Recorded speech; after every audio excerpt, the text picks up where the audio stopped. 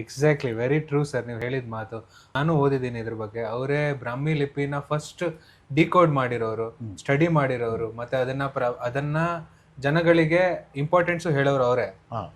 ಅದಕ್ಕಾಗಿ ಅಶೋಕ್ ಸಾಮ್ರಾಟ್ನ ನಾಣ್ಯಗಳನ್ನು ಕೂಡ ನಾನು ಸಂಗ್ರಹ ಮಾಡೋದಕ್ಕೆ ಪ್ರಯತ್ನ ಮಾಡ್ತಾ ಇದ್ದೇನೆ.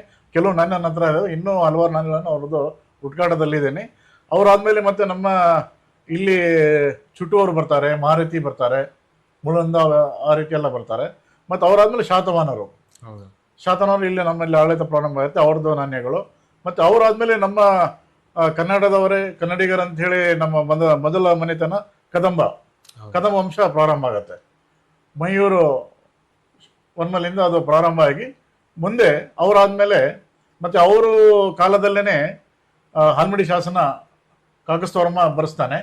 ಮತ್ತೆ ಅವ್ರ ಮೊಮ್ಮಗ ಕೃಷ್ಣವರ್ಮ ಅಂತ ಹೇಳಿ ಅವ್ರ ಕಾಲದಲ್ಲಿ ನಾಣ್ಯ ಚಲಾವಣೆ ಬಂದಿರುತ್ತೆ. ಆ ನಾಣ್ಯದಲ್ಲಿ ಕೂಡ ಕನ್ನಡ ಲಿಪಿ ಬಳಕೆ ಮಾಡಿದ್ದಾರೆ.